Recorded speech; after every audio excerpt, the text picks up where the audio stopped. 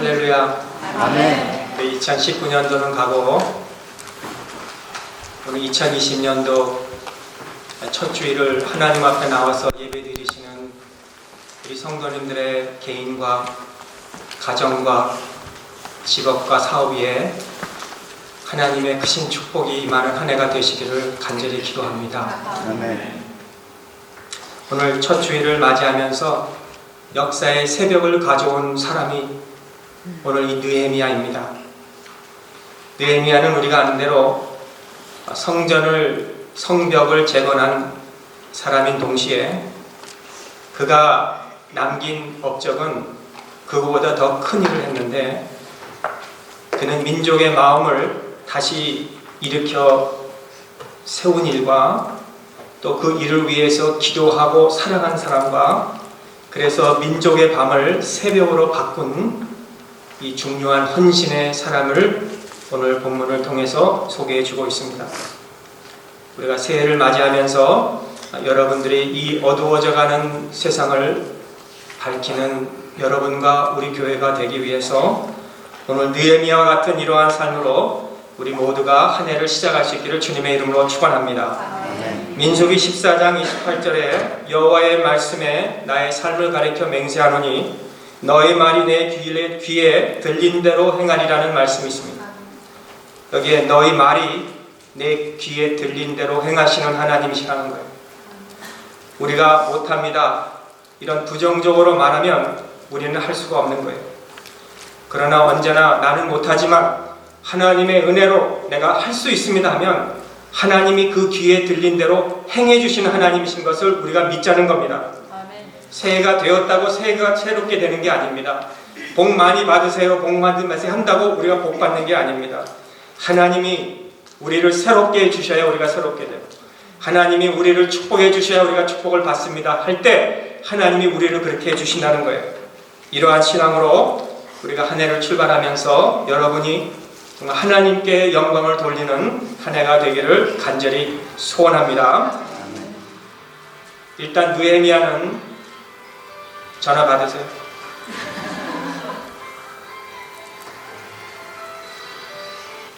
어느 한번 세미나에 갔더니 그 강사님이 목사님 중에서 목사님도 앉혀놓고 세미나에 전화가 오니까 하나님이 지금 직통 연결이 되는 거라고 그러십니다. 일단 느헤미야는 언제 쓰여졌는지 또 어떤 배경에서 쓰여졌는지를 알면 우리에게 좀 많은 도움이 있을 것 같아서 먼저 말씀을 드리려고 합니다. 느헤미야는 같은 시기에 에스라와 에스더 그리고 이 느헤미야의 세 사람이 비슷한 시기에 쓰여졌어요. 사실 이 에스라와 느헤미야는 한 권의 책으로 되어 있습니다. 히브리서에서는. 근데 이 두 권으로 이렇게 우리가 에스라서와 느헤미야서를 이렇게 나눴는데, 에스라서는 비슷한 느헤미야 비슷한 점이 있다면 1장에서 6장까지는 에스라 선지자를 통해서 이 성전을 재건하는 일을 하고, 그 다음에 마지막 4장은 그 이스라엘 백성들에게 예배를 회복하는 내용이 기록되어 있어요. 그 사이에 60년이라는 세월이 흐릅니다. 1장에서 6장과 또 7장에서 10장까지의 사이에는 60년이라는 세월이 흐릅니다. 그러니까 성전을 다 짓고 나려고 하는데 60년이 지난 다음에 그 다음에 예배를 회복한 거예요. 근데 그 60년 사이에 일어난 이야기가 어디에 있느냐? 에스더서에 기록되어 있습니다. 여러분, 그 에스더서를 읽으면은 이 에스더라는 한 사람이 이 기도, 내가 죽으면 죽겠습니다라는 기도를 통해서 이 모르드게의 그 함정에 유대 민족이 다 멸절될 뻔했던 사건을 우리가 잘 알잖아요. 에스더의 그 기도의 각오를 통해서 유대 민족이 다시 살아난 역사가 그 중간에 일어났던 60년에 일어난 일이에요. 그 다음에 느헤미야가 나오는데 그 후에 느헤미야서는 첫 6장은 이 성전 벽을 재건하는 일이 기록되어 있고, 마지막 7장은 하나님의 백성들을 다시 재교육을 하는 일들이 일어나는 거예요. 자, 역사적 배경으로는 이스라엘 백성이 바벨론 포로민으로 잡혀갈 때였습니다. 70년 동안 주전 530년에 BC 530입니다. 주전 530년에 이 바사 왕국으로 인해서 바벨론이 무너질, 바사가 더 센 나라가 됐어요. 이 바사 왕국은 이스라엘 남은 자들에게 다시 고향으로 갈 사람은 가라 해서 5만 명이 돌아갔어요. 5만 명이 귀국하고 와서 가장 먼저 본 것이 뭐냐? 우리가 그동안 포로민으로서 예배를 제대로 드리지 못했는데 우리가 다시 예루살렘으로 와서 우리 하나님의 백성들이 예배를 회복하자 해가지고 다시 예배를 회복하기 위해서 회파된 성전을 재건하기 시작한 거예요. 이 성전 재건이라는 이 거대한 일을 시작할 때 반대자들이 가만히 있지 않았고 그들에게 낙담을 하고 그들에게 시리를 주고 회의를 주고 해서 이들이 기초만 쌓고 에스라 시대에 그냥 기초만 쌓고 포기한 거예요. 성전을 짓지 못했어요. 약 16년이나 지나고 이제는 이들이 집안일도 안정되고 뭐 사업도 이 정도면 이제는 다 돈도 잘 벌고 돼서 그때 하나님께서 학개 선지자와 스게랴 선지자를 일으켜 세우셔서 하나님의 길을 아지 않는 이 탐하는 이스라엘 백성들에게 영혼을 흔들어 깨워가지고 우리가 이 성전 재건을 마쳐야 되겠다는 이런 선포를 해요.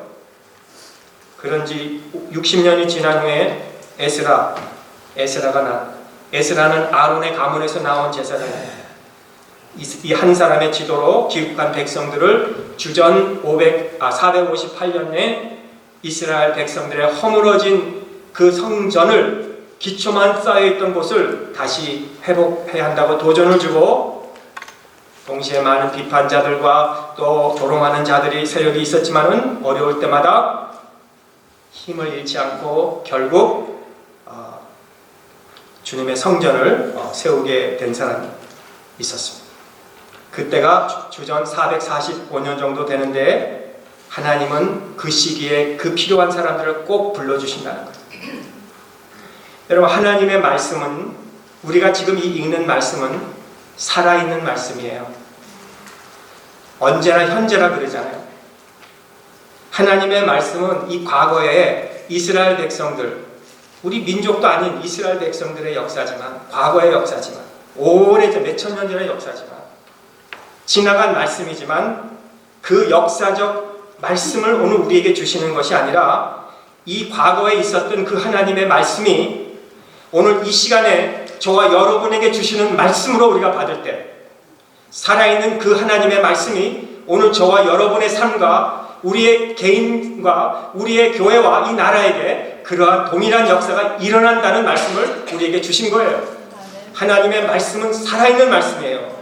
그러므로 우리가 이 느헤미야서에 기록된 이 주요 목적은 어떤 느헤미야가 한 영적으로 위대한 지도자, 그거를 역사를 우리에게 전해주려고 하는 것만이 아니라 오늘 2020년도를 새해를 항해하는 저와 여러분들에게 우리의 영혼을 위해서 영적 교훈이 무엇인지를 우리에게 말씀해 주는 것을 우리가 받고 이 한 해를 우리가 믿음으로, 말씀으로, 기도로, 예배로 우리가 출발할 수 있는 그런 복된 하나님의 사람들이 되시기를 간절히 바랍니다. 아멘. 오늘 영적 교훈이 무엇입니까? 첫째는 느헤미야는 관심을 가진 사람입니다. 둘째는 느헤미야는 기도를 한 사람입니다. 셋째는 느헤미야는 목적이 확실한 사람입니다. 오늘 그거를 말씀을 드리면서 은혜를 받기를 원합니다. 첫째는 느헤미야는 관심을 가진 사람입니다. 오늘 1절에 보시면 하가라의 아들 느헤미야의 말이라 아닥사스다 왕 제20년 기슬루월에 내가 수산궁에 있더니 나의 한 형제 중 하나니아가 두어 사람과 함께 유다에서 이르렀기로 내가 그 사로잡힘을 면하고 남아있는 유다 사람과 예루살렘의 형편을 물은즉이라고 시작하고 있습니다. 여기 느헤미야는 누군지 하가라의 아들이라고 했습니다. 또 느헤미야는 누군지 오늘 11절에 보면은 술관원이 되었다 그랬습니다. 우리 느헤미야에 대해서 아는 거 많이 없어요. 그러나 분명히 느헤미야는 이 하나니의 아들, 하가라의 아들, 또 이 술관원이 되었다는 것은 느헤미야는 포로민의 아들로서 포로민으로 바벨론에서 그 다음에 바사 왕국에서 살았던 사람인 것을 우리에게 말씀해 주고 있는 거예요. 11절에 술관원이 직분을 받았다는 것은 그만큼 그가 출세했다는 것을 말씀해 주고 있어요. 아닥사스다 왕, 바사 왕입니다. 바사의 왕입니다. 이 바사 나라의 왕이에요. 아닥사스다. 자, 20년의 기슬루월은 히브리 달력으로는 10월 말에서 12월 초를 말씀하고 있습니다. 내가 수산궁에 있더니 이 수산궁은 왕이 머문 궁이에요. 수산에 있는 궁이라 이거예요. 이 당시에 왕이 여러 궁이 있었습니다. 그 중에서 수도인 수산에 제일 좋은 궁이 있었는데 바로 느헤미야가 그 궁에서 왕의 술관원직을 맡고 있었다는 거예요. 근데 느헤미야의 관심은 아닥사스 왕 수산궁에서 함께 있으면서 이 귀한 직분을 맡은 것이 관심이 아니라 지금 유다와 예루살렘의 형편에 관심이 있었습니다. 그 사로잡힘을 면한 자, 남아있는 유다 사람, 예루살렘의 형편이 지금 어떤지 늘 거기에 관심이 있었습니다. 여러분, 우리가 우리 자녀들을 무슨 어떤 타지에다 보내고 대학교에 보내면 그들의 우리의 몸은 다른 데 있지만 우리 마음은 늘 그곳에 있는 것 같은 거예요. 지금 공부 잘하고 있는지, 지금 겨울인데 아프진 않은지, 지금 혼자서 잘 먹고 있는지 늘 그렇게 관심이 있듯이 오늘 이 느헤미야는 이스라엘 백성의 회파된 그 무너진 예루살렘의 환난을 당한 그 동족들에게 있었다는 것을 우리에게 말씀해주고 있어요. 느헤미야의 몸은 수상궁에 있었지만은 모든 경쟁자들을 이기고 그 높은 직위에 올랐지만은 세상이 부러울 만한 그런 직분을 받았지만은 그 마음은 무너진 예루살렘, 사로잡힌 그 사람들에게 있었다는 것을 말씀해주고 있다는 거예요. 자, 그럴 때 오늘 3절에 저희가 대답합니다. 저희가 내게 이르되 사로잡힘을 면하고 남은 자가 그 도에서 큰 환난을 만나고 능력을 받으며 예루살렘 성은 회파되고 성문들은 소화되었다 하는지라. 지금 이 하나니와 두 동료들이 지금 이 처량한 상태, 예루살렘의 성문은 재로 변하고 또 성벽은 돌더미가 되었다는 것을 보고합니다. 뿐만 아니라 유다 사람들이 성전에 재건하는 모든 시도가 이 유다의 적들로 인해서 할 수 없게 되었다는 것도 알고 있습니다. 별로 좋은 소식이 아니죠. 그러나 이 소식을 듣는 것도 중요하지만 그 듣는 것에서 끝나는 것이 아니에요. 이 소식을 듣고 난 다음에 어떻게 했습니까? 4절에 내가 이 말을 듣고 앉아서 울고 수일 동안 슬퍼하며 하늘의 하나님 앞에 금식하며 기도하여. 아픔을 단순히 감상적인 것으로 받지 않았습니다. 아이고 안 됐구나 하는 게 아니에요. 여러분, 다른 사람들의 아픔과 슬픔이 우리 마음에 와 닿아야 돼요. 그게 관심이고 그게 사랑 아닙니까? 다른 사람이 말할 때 이렇게 딴 데 쳐다보고 이렇게 등을 돌린다면 그거는 참 무시무시한 사람이겠지만, 아 그렇습니까? 아유 할 수 없죠. 어떻게 그냥 힘내세요. 이렇게 하는 것도 좀 감사하지만 거기서 끝나는 게 관심이 아니에요. 사실 여러분, 우리의 마음을 가져야 될 것은, 오늘 성령님께서 저희 여러분의 마음을 이 한 해 동안 불붙게 해야 될 것은 오늘 이 느헤미야의 마음이에요. 느헤미야의 마음.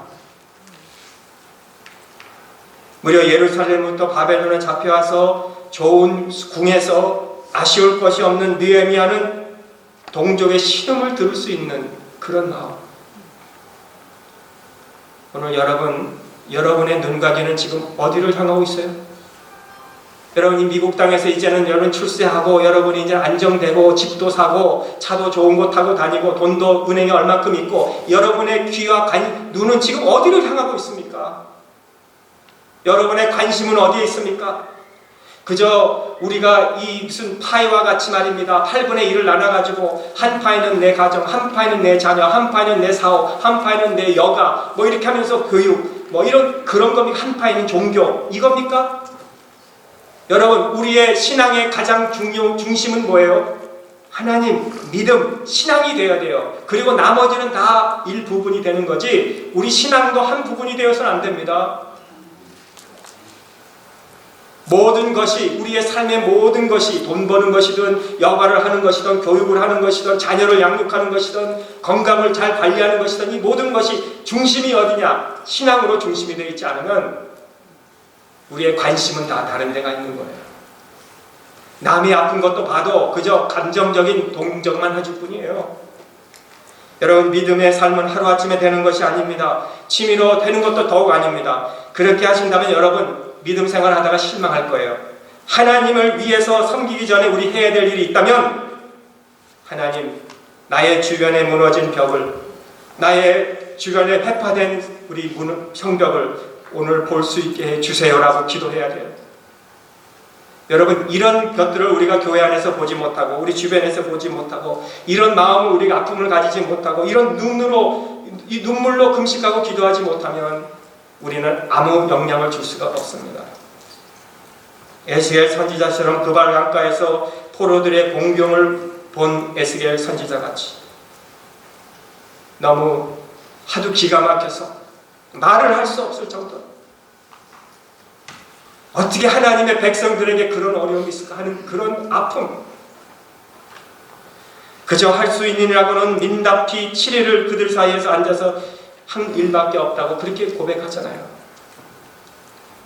여러분, 우리 가운데 고난을 당하고 또는 예수님을 믿지 않고 회심치도 않는 사람들을 보면서, 우리가 전도도 하지도 못하고 전도도 받지 못한 사람들을 보면서 우리는 이번 한 해 울어야 됩니다. 눈물을 흘려야 됩니다. 금식을 해야 됩니다. 마치 예루살렘을 가시면서 본 우리 주님이 He wept, 우셨다라고 말씀하신 것처럼 그 예루살렘의 남은 생애를 위해서 우리 주님이 십자가에 올라가셔서 그 몸을 찢으시면서 피와 물을 다 우리를 위해서 주신 것 같이 우리도 한 해를 관심을 가지고 희생을 하면서 이 신앙의 길을 묵묵히 우리가 걸어갈 수 있는 저와 여러분 되시기를 주님의 이름으로 축복합니다. 둘째는 무너진 성벽을 재건하기 위해서 느헤미야는 기도하는 사람이 되었습니다. 그저 돕지 못하는 무력감을 느꼈죠. 나는 지금 수상궁에 있지만 예루살렘은 얼마나 먼가. 그 기도할 수밖에 없겠죠. 무너지고 해파된 성벽을 보고 느헤미야의 반응이 무엇입니까? 아유, 우리 그냥 끝장이다. 이젠 우리나라는 이젠 더 이상 할 수 있는 거 우리 아무것도 없다. 여러분, 요즘 뉴스 들으시면서 아마 그러실 사람도 몇 명 있을 거예요. 우리 한국은 이제는 끝이구나, 할 수 없구나. 그러나 느헤미야는 그렇게 생각하지 않았어요. 무릎을 꿇었어요. 기도했어요. 여러분, 우리 한국을 포기하지 않으신 하나님이신 줄 믿습니다. 꿇어야 돼요. 그러면 한국을 위해서 내가 기도하지 않으면 누가 기도하겠는가? 한국을 위해서 내가 하나님 앞에 호소하지 않으면 누가 우리나라를 호소해 주겠는가? 오늘 느헤미야의 기도는 세 가지로 나눈다면 우선 찬송의 기도였습니다. 5절에 보니까 하늘의 하나님 여호와여, 크고 두려우신 하나님이여, 이렇게 하나님을 찬양하면서 기도합니다. 하늘의 하나님이라 그럽니다. 크고 두려우신 하나님이라 그럽니다. 우리가 무엇을 위해서 기도하느냐보다 누구에게 기도하느냐가 중요해요. 하늘의 하나님, 크신 하나님. 아무리 우리 문제가 크다 할지라도 그 문제보다 크신 하나님을 우리가 바라보면서 기도해야 돼요. 우리 왜 인생에 문제가 없겠습니까? 각각마다, 우리 가정마다, 개인마다 우리가 크고 작은 문제들이 있을 때 그 문제의 크기를 보지 마시고 그 문제보다 더 크신 우리가 하나님을 보고 하늘의 하나님께 우리가 기도할 때 하나님이 그 문제를 해결해 주시는 것을 믿으시기를 바랍니다. 주를 사랑하고 주의 계명을 지키는 자에게 언약을 지키시며 긍휼을 베푸시는 주여 간구하나이다. 느헤미야의 기도는 이런 찬양의 기도였습니다. 이번 한 해 우리 평강교회가 우리 많이 하나님 앞에 하늘의 하나님, 크신 하나님께 기도하시기를 바랍니다. 또 느헤미야의 기도는 회개의 기도였는데 6절 7절에 보니까 이제 종이 주의 종 이스라엘 자손을 위하여 주야로 기도하며 이스라엘 자손의 주 앞에 범죄함을 자복하오니 주는 귀를 기울이시며 눈을 여시사 종의 기도를 들으시옵소서. 나와 나의 아비집이 범죄하여 주를 향하여 심히 악을 행하여 주의 종 모세에게 주신 명하신 계명과 율례와 규례를 지키지 아니하였다고 느헤미야의 기도가 나와 나의 아비집에 대한 죄를 자기가도 포함해서 기도하고 있다는 거예요. 참회의 기도였습니다. 지금 수백 년 전의 이야기를 언급하면서 하나님이 아비집을 이스라엘 애굽 땅에서 출애굽시켜서 홍해를 건너서 광야에서 가나안 땅에 인도해 주신 그 사건들을 생각하면서 그렇게 인도해 주셨음에도 불구하고 그들이 하나님께 범죄하였는데, 근데 느헤미야는 그 기도가 그 이스라엘 조상이 범죄한 것만이 아니라 나와 내 아비가 하나님 앞에 범죄했다고 자신을 포함해서 기도하고 있어요.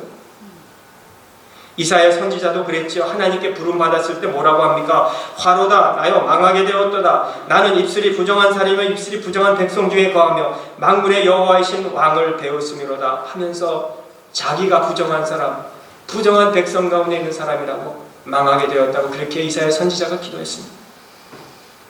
우리는 기도하면서 저 사람 때문에 할 수 없어서 저렇게 이렇게 됐습니다.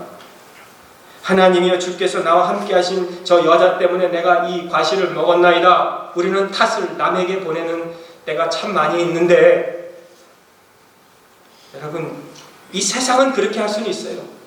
오래전에 크리스천 투데이라는 그런 책에서 이 치료의 혁명이라는 이 제호로 피해주의라는 그런 주제를 읽은 아리글이 있는데, 거기에는 이 개인적 책임을 회피한 채 다른 누군가가 자신의 책임을 다 전한다는 거예요.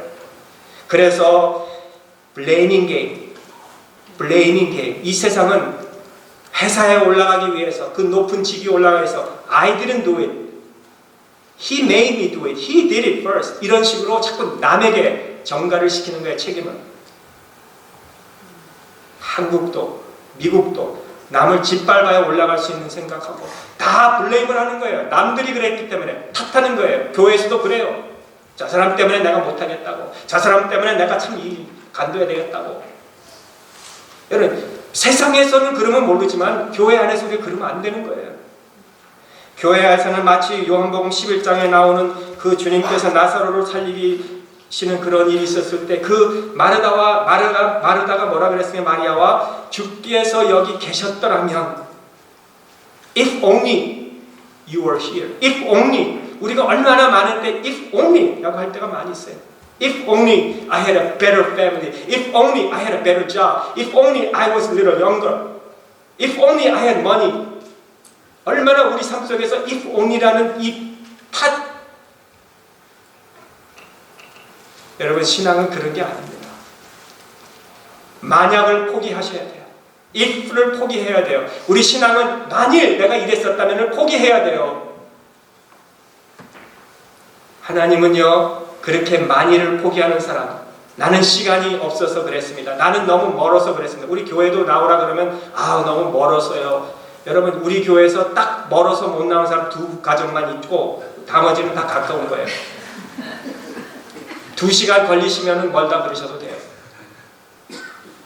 나 시간이 없어. 여러분, 우리가 좋은 데 가서 뭐 오늘 좋은 일 있으면 시간 다 제쳐놓고 만사 제쳐놓고 그 시간 거기 참석해요. 시간이 없어서 못 오는 거 아니에요.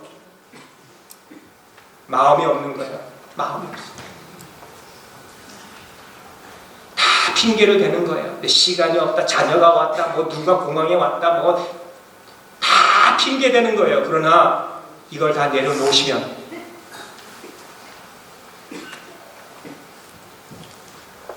주님이 뭐라 그러면 하늘을 우러러보시고 그 나사로의 무덤 앞에서 만일 예수님이 여기 계셨더라면 우리 오라비가 죽지 않았을 텐데라고 하는 그 마리아와 마르다에게 하늘을 우러러보시고 축사, 감사하면서 아버지 감사합니다.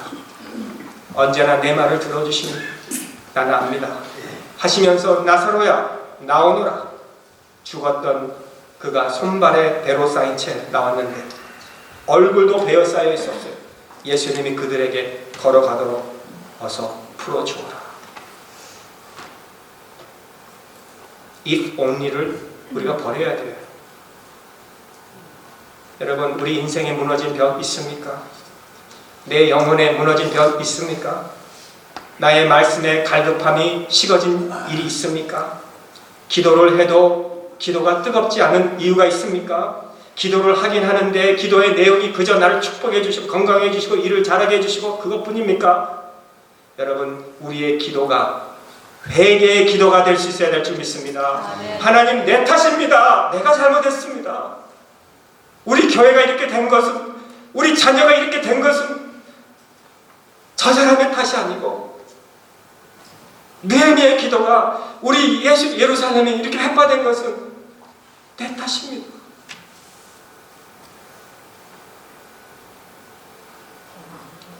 아비가 잘못했지만 나도 잘못했습니다. 마치 세리가 멀리서 하늘을 우러러보면서 가슴을 치면서 하나님이여 불쌍히 여기옵소서. 나는 죄인으로서이다. 느헤미야의 기도는 말씀에 근거한 기도이기도 했습니다. 8절에서 9절에 보니까 옛적에 주께서 주의 종 모세에게 명하신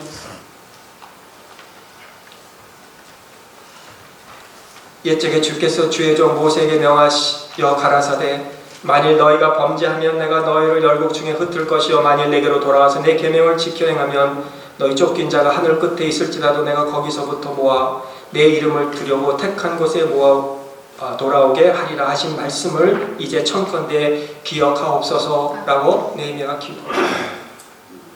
느헤미야는 말씀을 붙잡고 기도했어요. 여러분, 우리 기도가 그저 우리의 그냥 기복적인 기도가 아니라 말씀에 근거한 기도가 한 해가 될 수 있기를 간절히 바랍니다.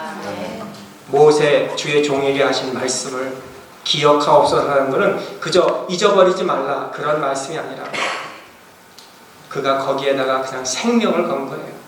하나님 말씀 그렇게 약속하지 않으셨습니까? 말씀을 붙잡은 거예요. 한 사람의 생애를 우리가 어떻게 평가할 수 있는지 아십니까? 그 사람이 얼마큼 기도하느냐에 우리가 일치되는 거예요. 기도 많이 한 사람은 큰 사람이에요. 아무리 큰 사람이라도 기도 안 한 사람은 작은 사람이에요. 한 해 큰 사람 되실 수 있기를 바랍니다. 기도가 말씀을 잃어버리면 기복신앙이 되고 말씀이 기도를 잃어버리면 능력이 없습니다. 기도하는 만큼 말씀을 사모하세요. 말씀을 배운 만큼 여러분 기도하셔야 돼요. 말씀 배우고 기도하지 않으면 목에 힘이 들어가기 시작되는 거예요. 남을 정죄하게 되는 거예요. 청컨대 그 말씀을 기억하옵소서. 아멘. 그렇게 될 때 하나님은 우리에게 회복의 은혜를 허락해 주실 줄 믿습니다. 아멘. 마지막 느헤미야는 목적이 있었습니다. 오늘 11절 주여 구하오니 귀를 기울이사 종의 기도와 주의 이름을 경외하기를 기뻐하는 종들의 기도를 들으시고 오늘날 종으로 형통하여 이 사람 앞에서, 이 사람이 누구예요? 아닥사스다 왕입니다. 이 사람 앞에서 은혜를 입게 하옵소서 하였으나 그때에 내가 왕술 관원이 되었었느니라. 자, 여기 기도의 내용은 형통을 구하고 있어요. 형통.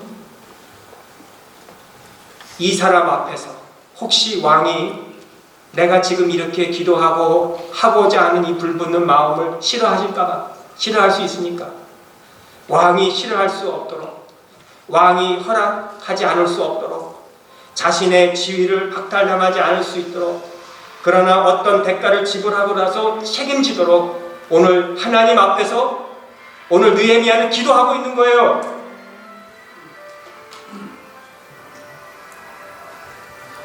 주여, 우리도 그렇게 기도해야 돼요. 우리가 어떤 목적을 가지고 기도해야 되는데 우리 목적 잊고 기도할 때가 참 많이 있어요. 눈 감으면 자꾸 별별의 생각이 다 날 때가 있잖아요. 눈만 감으면 뭐 목적을 다 오늘 제목처럼 이 목적을 놓고 또 은혜를 입어서 술의 관원이 되었다 그렇게 말하죠. 느헤미야는 왕의 비서실장 같은 사람이었습니다. 앉아서 울고 또 금식하고 기도하고 또 거기서 끝나는 것이 아니라 회개의 기도를 하고 거기서 끝난 게 아니라 형통케 하옵소서 또 그렇게 기도한 게 아니라 늦는 곳에서도 만족하지 않고 하나님 왕의 페이버를 얻어서 왕이 나에게 귀를 기울이게 하셔서 왕에게 환대를 받게 해서 하나님의 백성의 어려움을 내가 가서 돕게 해달라는 기도였습니다. 누가 그랬는지 여러분 히브리서 11장 25절에 나오는 모세가 그랬어요.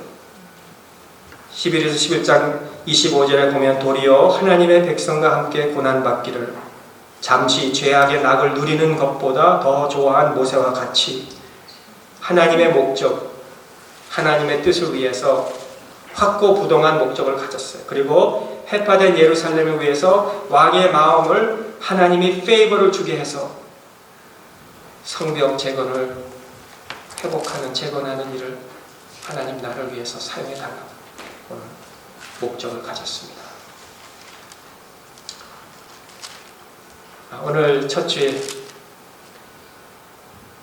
희생할 각오를 첫째, 희생할 각오를 가지세요. 하네. 나는 요만큼 난 희생 못하겠습니다 하면요 역사가 없어요. 알았습니다. 이번 2020년도는 주일 오후 예배가 있다고 그러는데 알았습니다. 제가 희생해서 주일 오후 예배는 제가 꼭 나오겠습니다. 이런 희생의 각오를 하시라는 거예요. 둘째, 눈물 흘릴 각오 하세요. 눈물 흘릴 각오. 우리 자녀를 위해서 눈물 흘릴 줄 알아요. 우리는. 자녀가 어려우면 내가 속상해요. 자녀가 힘들어하면 내가 속상해요. 그렇죠? 우리 자녀를 위해서는 좋아도 눈물 흘리고 어려워도 눈물 흘리는 게 우리 부모야. 여러분, 하나님의 위를 위해서 눈물 흘릴 각오도 하셔야 돼요. 여러분, 기도해야 한다는 마음을 가지세요. 우리는 기도하지 않아도 우리 기도 잘하는 권사님들 많으니까 여러분 다 그렇게 생각하면 기도할 사람 한 사람도 없습니다. 우리 권사님들의 생각은 제가 가만히 생각하면 내가 기도하지 않으면 누가 기도하게, 이런 마음으로 기도하세요. 우리 권사님들 고개만 끄덕거리지 말고 기도하세요. 기도하시오.